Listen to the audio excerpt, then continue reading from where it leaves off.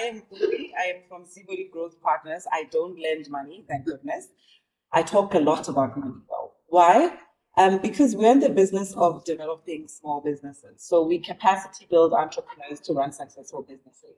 And obviously part of that is access to knowledge, access to markets, and access to funding. And over the years in the programs that we've been completing, we've picked up a very common theme around the frustrations and challenges of attracting money. And I always say to the businesses that we work with, there is an abundance of money out there. There are just a number of things that I think are happening. So you're going onto a dating site and you're looking for the wrong person. You're looking for the wrong money. You're looking for money at the wrong time. And you don't have what you need to attract that money.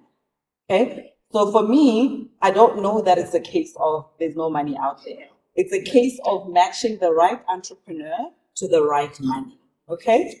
And so what have we done to solve this problem? Because we all talk about it. So what we've observed, as I said, over time is we keep educating our entrepreneurs around funding solutions, the types of funds that there are in the market. But we came to the conclusion that I think that the way that we're packaging and talking about the information in itself is confusing, right? And what do I mean by that? So we would have a conversation and we'll be mismatching the types of funding in the same dialogue. And it doesn't adequately empower the entrepreneur to then know what to action post that conversation. And so we came up with a series of funding handbooks, and if my colleague could just bring up the inaugural one. So essentially we said we've got to simplify this thing because we've overcomplicated what we think is a simple solution. We've got to package funding information, thank you, in logical manners. So either I'm talking about retail bank funding solutions, or I'm talking about venture funding, or I'm talking about corporate ESD funding.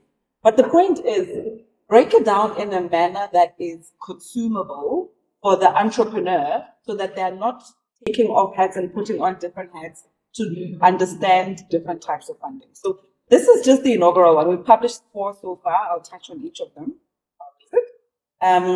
So the first one that we did was on national DFIs.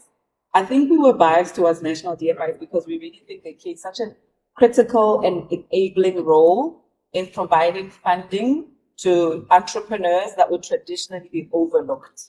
Okay, so that's probably the only reason why we decided to start with national DFIs. And the format of our handbooks is very similar, but very simple. So we've said, instead of going straight to the NEF website, because by you going to NEF, you have assumed that NEF is the right funding.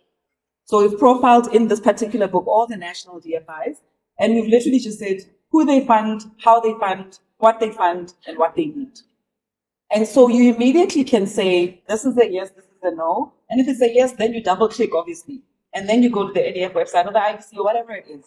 But the point for us was you don't have to then consume all the funding solutions of all of the DFIs for you to find yours. You're going to get a summary in here, and you're only going to double click on the one that makes sense for you. And if it doesn't, you're going to move on to the next one. So far we've done national DFIs, the first one. The second one was international DFIs, which has a strong bias towards fintech, but that's not I'm attaching no emotion to that statement, but I think I've insinuated my sentiment. There's more to entrepreneurship than fintech. Fintech, yeah. And then the third one is provincial development agencies, and the fourth one that's just come out is corporate ESD funds. We decided to profile corporate ESD funds because there are a lot of corporates that are doing a lot to provide softer loans on more amenable terms, and I don't think we talk about them. So we've got 4 funding handbooks that we've published. But as a general principle, what I urge entrepreneurs is, your time is precious. We know this. Being an entrepreneur is not the easiest thing. No. The purpose of the handbooks is to take what would have been a couple of day exercise and make it a couple of minute exercise so that you're double clicking on where it makes sense for you to place the effort. So do take the time to peruse them. They're available, downloadable from our website, and I believe we've got QR codes.